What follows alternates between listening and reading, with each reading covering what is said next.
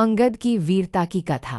रामायण में वानराज बाली के पुत्र अंगद अपनी वीरता, साहस और बुद्धिमानी के लिए प्रसिद्ध थे। जब श्रीराम की सेना लंका पर आक्रमण करने की तैयारी कर रही थी, तब शांति स्थापित करने के लिए श्रीराम ने अंगद को रावण के दरबार में दूत बनाकर भेजा।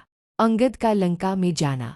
अंगद जब रावण की सभा में पहुंचे तो उन्होंने श्रीराम का संदेश सुनाया और कहा, रावण, यदि तू अब भी माता सीता को, श्रीराम को लौटा देगा तो तेरा और तेरे राज्य का कल्याण होगा, नहीं तो लंका का सर्वनाश निश्चित है। रावण ने हंसते हुए अंगद की बात को अनसुना कर दिया और उसे अपमानित करने लगा। उसने अंगद से कहा कि तुम एक बंदर हो, तुम्हारी क्या औकात कि तुम रावण को समझा। अंगद ने रावण की इस अवहेलना से क्रोधित होकर कहा, यदि तुम में शक्ति है तो मेरे पैर को इस स्थान से हटाकर दिखाओ।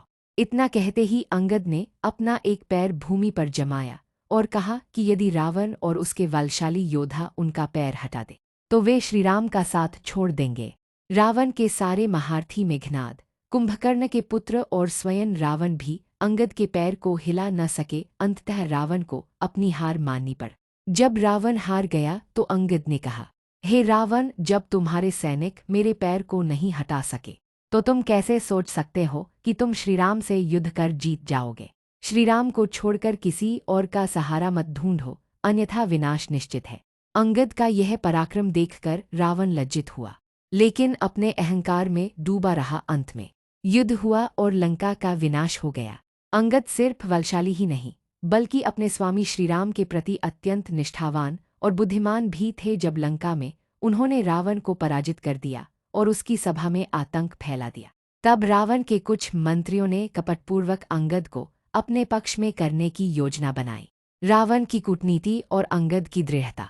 रावण ने अंगद से कहा, हे अंगद, तुम बलशाली हो, यदि तुम मेरी सेना में आ जाओ तो मैं तुम्हें लंका का राजकुमार बना दूंगा और अपार वैभव दूंगा। तुम्हारे पिता बाली मेरे मित्र थे, तुम क्यों श्रीराम की सेवा में अपने प्राण दांव पर लगा रहे हो। यह सुनकर अंगद क्रोधित हुए और गरजकर बोले, हे रावण, मेरे पिता बाली तुमसे मित्रता रखते थे, लेकिन मैं सत्य और धर्म का पालन करने वाला हूँ। मैं श्रीराम का सेवक हूँ और तुम जैसे अधर्मी के प्रलोभन में कभी नहीं आऊँगा।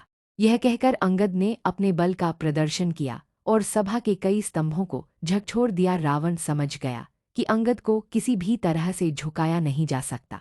अंगद का छलपूर्वक वध करने का प्रयास।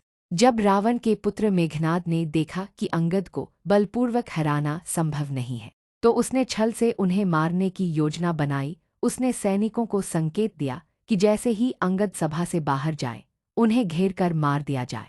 लेकिन अंगद को श्रीराम का आशीर्वाद प्राप्त था। जैसे ही वे सभा से निकले, उन्होंने अपना विशाल रूप धारण कर लिया और वानरों की गति से छलांग लगाते हुए सुरक्षित बाहर निकल आए। लंका के सैनिक उन्हें पकड़ने में असफल रहे। अंगद की श्रीराम से भेंट। जब अंगद श्रीराम के पास लौटे तो उन्होंने सारा वृतांत सुनाया। श्रीराम ने अंगद को गले लगाकर कहा, तुमने आज न केवल अपने बल बल्कि अपने धर्म और निष्ठा का परिचय दिया है। तुम्हारे जैसे वीर और धर्मपरायण योद्धा के कारण ही हमारी विजय सुनिश्चित है।